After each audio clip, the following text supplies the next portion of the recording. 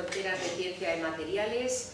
Hoy el día efectivamente ha salido bastante malo y muchas gracias por vuestra asistencia. Voy a presentaros a KRISTINA TRNKOVA, es de la Universidad Politécnica de Praga y nos va a dar el seminario de hoy. Está aquí, ha hecho una estancia de 4 meses para terminar su trabajo de máster. Con lo cual... First of all, I would like to thank Tony for introducing me so nicely. And secondly, I would like to apologize that the presentation is not going to be in Spanish. But on the other hand, it's not going to be in Czech either, so I hope you will understand at least something. Because I tend to speak so fast. So if I speak fast, do something like that or something, and I will try to speak slower. Also, I think that's all.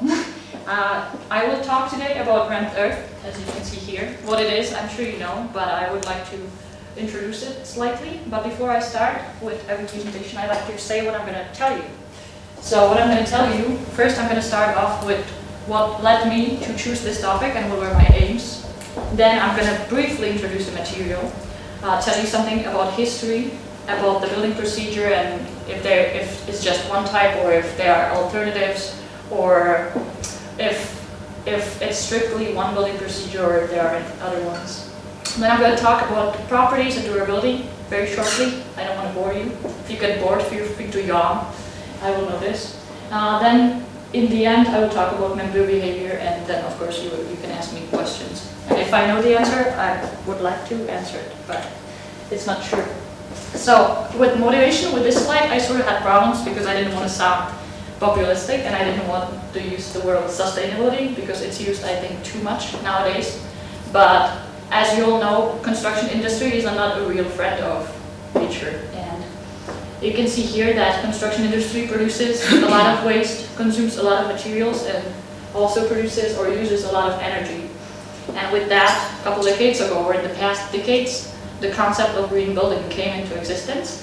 And as part of this, concept, the use of alternative materials is suggested. And with that, I followed this following bullet about alternative materials. And here, my second aim, or my second motivational point, was because my bachelor thesis dealt with recycled concrete, which is, a concrete with recycled aggregate, meaning concrete where the aggregate is not natural, but it's recycled concrete. And originally, I thought about doing this thesis, about writing this thesis about alternative materials in general, but I chose, it got narrowed down to only Rammed Earth, why you will see in a moment. And the aims of this thesis were to summarize most of the information known about this topic, if possible, and document its behavior. There were some minor other aims, but these I don't think they're too interesting, so I will not talk about them. So what is it, and do you know it, and do I know it? I still don't know if I do know it, but I'm sure you do know it. It is, in fact, the basic principle is placing soil, earth, into a formwork that is very similar to the concrete formwork as we know it. It's placed in layers, and then it's stamped, it's compressed, and then it forms a wall. It has been used in housing construction since forever. And here you have the Spanish expressions. However, I experienced that whenever I used any of those expressions, people usually did not understand me. So I invented a way to introduce the material, and that was by saying that it's like aluminum, but it's not in bricks. It is a homogeneous material. So, and yes, you do know it, and I'm going to tell you why in a moment. Obviously, I'm not talking about Krajina here. I'm talking about this building here. And it is, I'm sure you know it, it's a palace, it's Alhambra, it's in Granada, and it's partly made of Rammed Earth. It's partly made of brick and other materials, but that is a very common thing to combine the materials. So a little bit of our history with that. It is a material that has been known to mankind since forever because, it's right here. And it was obviously not used for housing construction in the very beginning. It was used for defensive structures. It was used, for whatever they could use it for. And over time, they added planks on one side, creating a vertical surface on one side, and then eventually it got, perfected by adding the other surface as well and creating a wall. Obviously, there were periods that the material was used more frequently, less frequently, depending on the historical period. But it started to be less and less used at the end or beginning, at the end of 19th century or at the beginning of the 20th century. And that is because the boom of concrete and the invention of ovens to fire bricks, and that made the brick construction easier than rammed earth construction. However, there were some bright moments in the 20th century, and that was, as I say here, after the wars. And I'm not talking only about world wars, but I'm also talking about, in Spain, the Civil War, for example. Because after each war, there is always lack of housing, because the houses get destroyed during the war. And as this material is local and it's fairly cheap, it can provide a fast solution for that. Here you can see the map of places where usually worldwide it has been used in the past. In the following figure you will see the places in Spain. The map is not really good, but I hope you can see at least something. There is a lot of earth structures in Aragon, there is a lot of structures in Castilla y León, and there are some minor places here and there. I'm pretty sure you have seen at least some of them, so I don't think it's really necessary to talk about it. Now, continuing the building procedure. As I said, we can see the general procedure on the right-hand side. As I said, it consists of placing soil into formwork. The soil is placed in layers about 10 centimeters thick. It is then tamped, rammed, compressed, and another layer is added. The wall is constructed in the so-called lifts. One lift is about 60 to 90 centimeters high.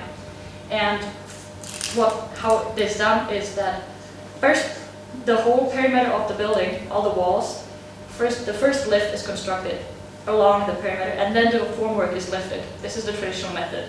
So as you can see here, he first did this, and then it's sort of lifted.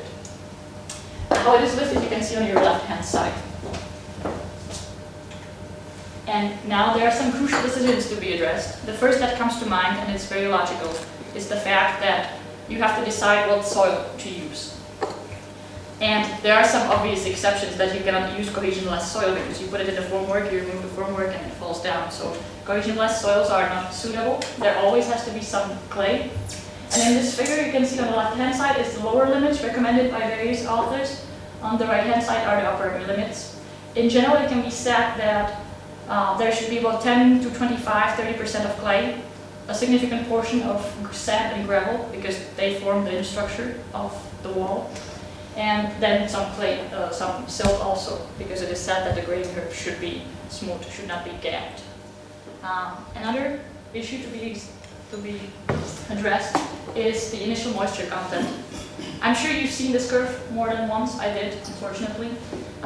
It is the curve of moisture that is on the horizontal axis and dry density that is on the vertical axis, and it is that determines at which moisture content the density is the highest, because you want the highest density so that you have the highest strength possible.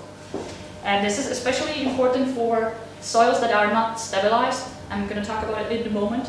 There are soils that are stabilized and soils that are not stabilized or stabilized by compaction. And for these soils, this is of special importance because there is no other stabilization method than compaction. Then there are ramming means. Well, in the past, only the manual ones, which are on the right-hand side, have been used because, well, they were the ones that were available. You can see that this one on your right-hand side has a shape of a wedge. There can be also flat ones. These are said to be more effective because they connect each layers more properly than the flat ones, but on the other hand, it takes a longer time. But the most ones that are used these days are pneumatic ones, or also electric ones, but not as much, mostly the pneumatic ones. But of course, if they're not available, then you'd have to use the hand one. The level of compaction achieved by those means is the same if carried out properly. That is to say that if you use the pneumatic one or the manual one, the compaction should be the same if you do it like you should do it. Now about sterilization, I'm not showing many drugs. This is cement and lime. As I said, the material can be sterilized by chemical sterilization or by other means. In the past, obviously, it did not happen because they didn't have any chemical sterilization, but they did, for example, use ox blood to stabilize the walls because it contains some matters that can stabilize it. But nowadays the most common is cement and lime, or well, a combination of them, or one of them, or even resins or other asphalt or other stabilizing matters. The problem with stabilization, of course, is that it makes the material less recyclable. It destroys the virtue of the positive aspect of the material, because in fact you're forming concrete, well, not concrete, but concrete-like material when you add cement to that. Reinforcement. Traditionally, the material is not reinforced, but let me start with the rebars, with the reinforcing bars, as you can see down there. These are not used very often. Steel is not used very often, unless required for seismic reasons in general. Also, bamboo rods or timber rods can be used as this form of reinforcement.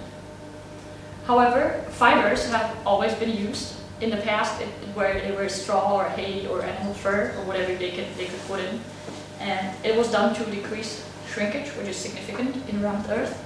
But nowadays, of course, polypropylene and metal fibers may be used if these are available, which is not usually the case in developing countries, but it may be the case in the environment of Europe or more developed countries. Building technique, I already slightly talked about it. Traditionally, it was a formwork made of timber, wood formwork, you can see on your left-hand side, and construction went horizontally and lifting, and then horizontally and lifting like this. Of course, nowadays it doesn't have to be timber, it's made of metal, it's very similar to concrete formwork.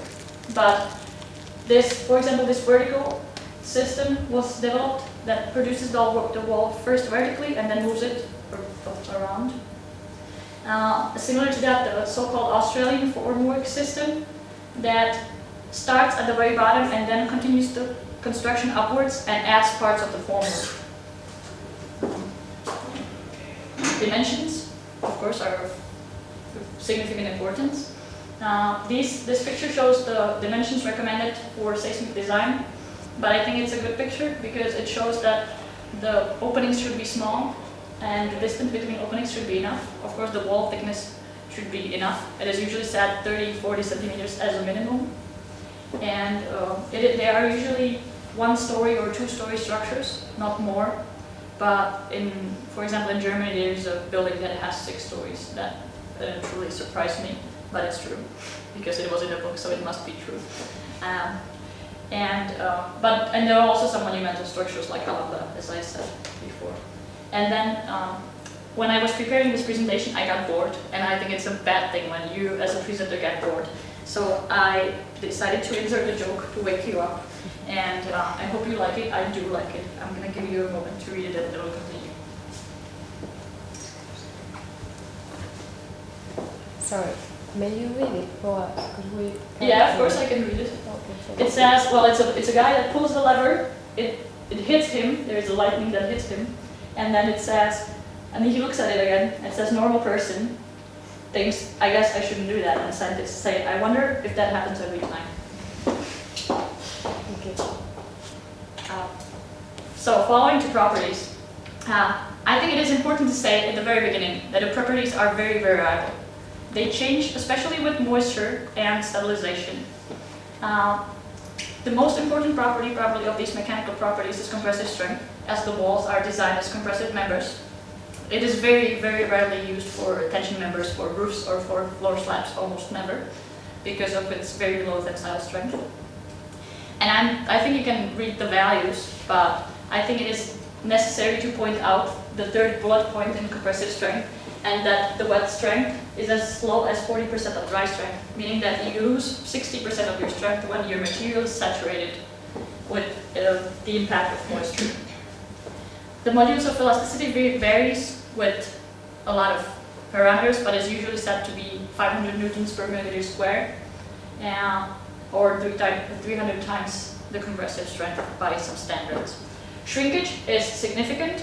It is usually, it says, well, I said here in the slide that it can be up to 20 milliliters per meter. It can be even more, but if it's more, or if it's significantly more, it means your design is bad.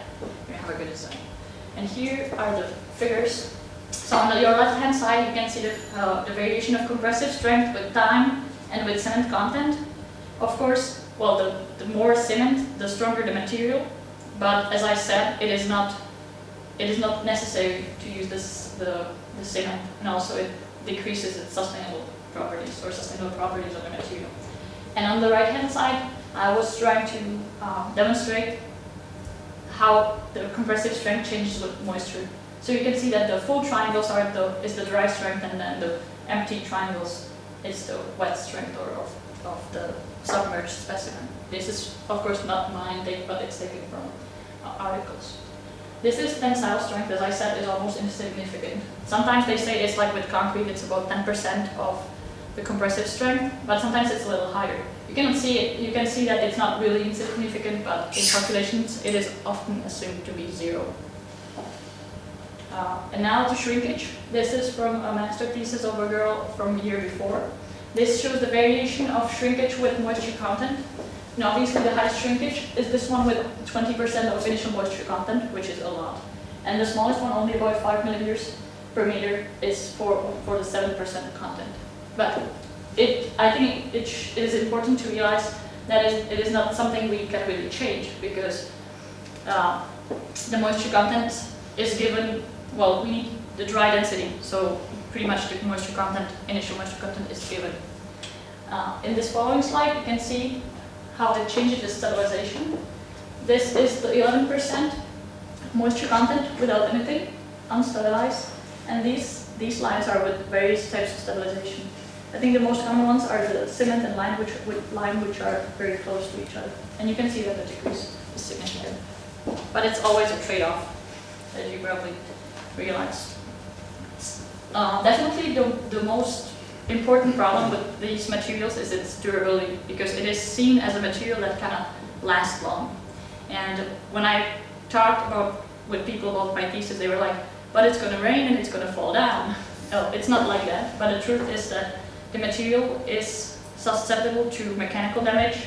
There is shrinkage, of course, the shrinkage, the cracking due to shrinkage causes the moisture, allows the moisture to ingress the material faster, and therefore then the material is destroyed. But on the other hand, there are protective measures to limit that. You can have a roof, you can have overhang protected from rain, and usually there is also a stone or a concrete base, or even insulation to protect it from capillary suction. And it has been estimated on real wall, under real conditions, that the durability can be over 60 years. And this is for the unstabilized wall, assuming the linear erosion. But however, also the author stated that they think that the erosion is not linear, as you can see in the graph, but they did not really know the function, so they just used the linear ones and said it's for unstabilized walls it can be over 60 years. Here you can see the wall they tested. I hope you can see, it's not very well seen, that this part of the roof that was protected is dry. This part is the one that is affected by rain, and this is the base. So what I'm trying to say with this figure is that if you take care of your structure, it will last long. Finally, the behavior. I'm not going to talk about it too much because I don't think it's too interesting. The structures, as I said, are mainly loaded in compression. Their tension is above openings, and for that we need, or seismic loading also. For that, we always, in all structures, have lintels above openings, so that's not really a big deal. On the left-hand side, I wanted to show you that I made the window, the first window is according to the seismic design, the second one is not. Of course, it's too close, but I wanted to point out that there is a significant increase in stress if you put the window very close to the door, and if you make it large. In the middle figure, you can see experimental results of cracking. It was suggested that there is no pattern. However, the lines you can see, the horizontal lines, that is delamination of the layers. Meaning, as you ram it, you sort of get these horizontal layers, and they often cause problems because they're not perfectly connected often.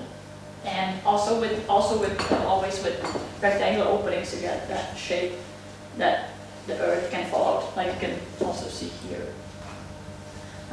On the right-hand side, I was kind of cheating because, as you can see, it's not rammed earth, it's out of bricks, but it shows the seismic loading you can see the cracks coming out of the corners of the windows. With that, following to the most common problems, I think I already said that all. They are mostly connected with durability. And if that happens, if part of your walls falls out a little part, not like half of your wall, you can always patch it with earth that is similar of composition as your original material. It is not recommended to patch that with concrete, because that would not work. And an interesting fact is that the failure usually often appears in compression, not unlike in masonry, because there are no joints, so the material is homogeneous.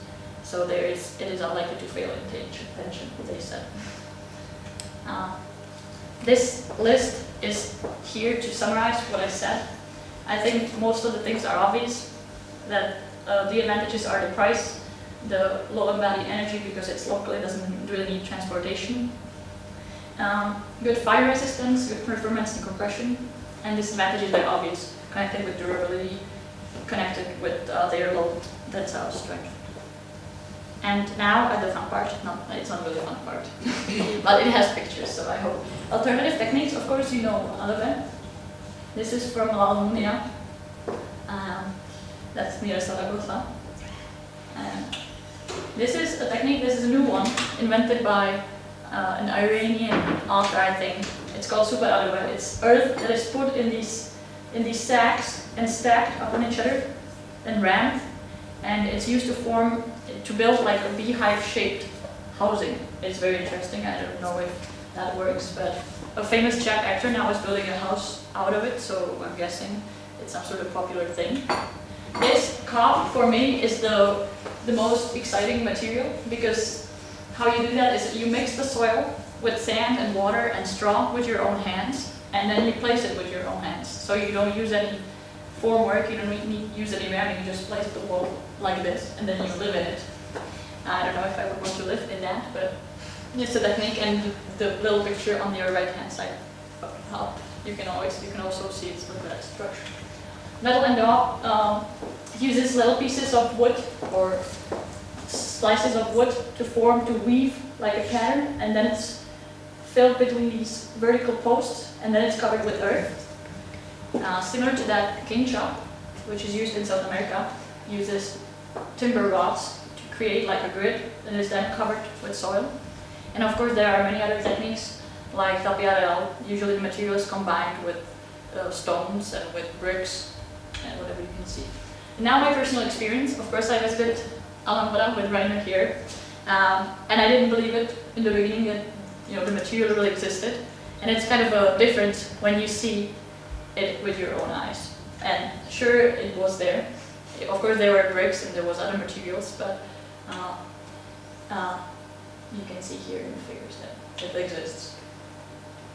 And then the surprising moment came when I came back here for New Year's, and I went to visit my friends in La Almunia near Zaragoza, and on January 1st I got up in the afternoon and decided to go for a walk, and like 1 block from my friend's house I found this, ruin, and I got all excited because it was made from rammed earth, partly from bricks. You can see that there is a rammed earth wall reinforced by bricks. There are also stones, and there were also earth bricks, mud bricks, otherwise. So I thought that was exciting. And I also saw this house, which I have a suspicion that I'm now cheating too, because I think it's from Adobe. But anyways, I decided to show it because I didn't really know. This is from the window part, and you can see the straw reinforcement, and you can also see I touched it, and it was kind of soft and brittle, but it was standing. So I'm guessing it was okay. So in conclusion, I would like to say that I personally, even though I was a little suspicious before I started, I personally think that it's a material that not only has history, but also has future. Of course, it will never be used to build airports or bridges because it does not have the nature, but for local housing, for normal houses, it may be used. It is ecological, it is sustainable, or it helps to sustain the environment. It has good performance in compression, it has slightly worse performance in tension. There is a need for special design in seismic regions, but that's with all materials, let's face it. And the problem is that it's viewed as the material of the poor, and it's viewed as a material that doesn't last long. And in order to change it, well, the promotion would be needed, and also some standards would be needed. Because in many countries there are standards, like New Zealand or France or Australia, they have standards on earth building, but in many countries, as the Czech Republic, I guess, there is no real standard. What I told you today, I told you what motivated me to write this work. I told you something about the material. I tried to summarize its properties, how it's built, how it behaves, and now I just concluded it. And thank you very much for your attention. I'm glad you came. And at this point, I would also like to thank everyone here in this department. I had a great time. Thanks for having me.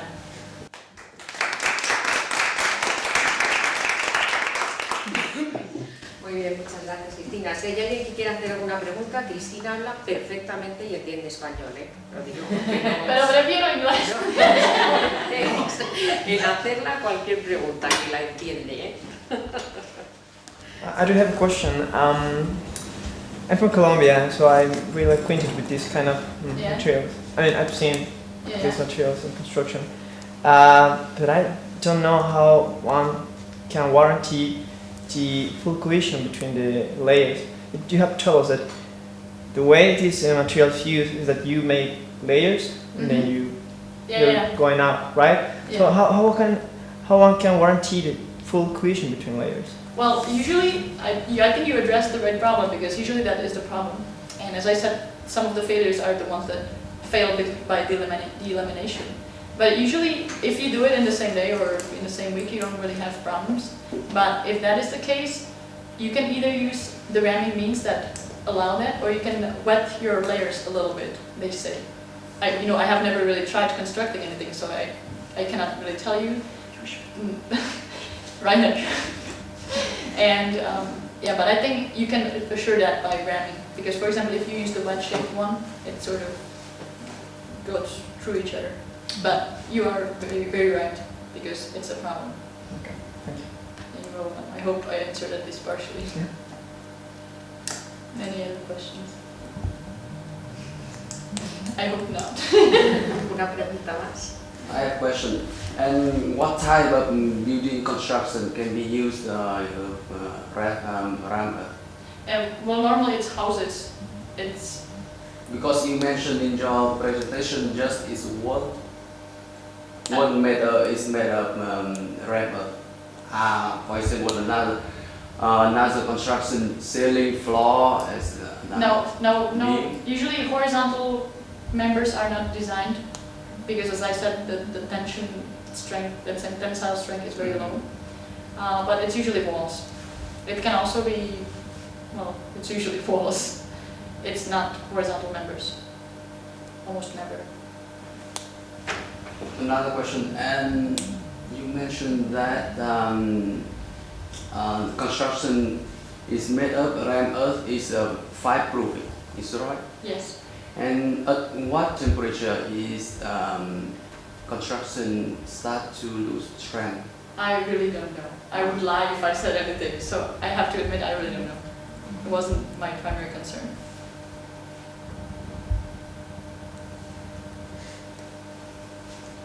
¿Hay más preguntas? Bueno, a ver, me preguntan una cosa. ¿Todavía se siguen haciendo estos tipos de construcciones, no? Por Sí, lo se que he empieza visto ahora. que- Se empieza ahora de nuevo porque es sostenible. Sí, ya lo he visto, perfectamente, pero en países ya de Sudamérica o países Sí, más... en África también se Sí. usa mucho, pero se usa mucho. Sí, está otra vez más que cemento, claro, para... Sí, pero también en Europa. En Francia yo creo que se empieza a usar mucho. Y dicen que en Japón también, pero eso no lo sé. Es que mi tutor en Praga me lo ha dicho porque sus amigos de Japón le dijeron que se va a usar en Japón mucho. Así que no sé. Bueno, Pero parece que sí. muy bien, muchas gracias. ¿Ninguna pregunta más? Pues muy bien, muchas gracias.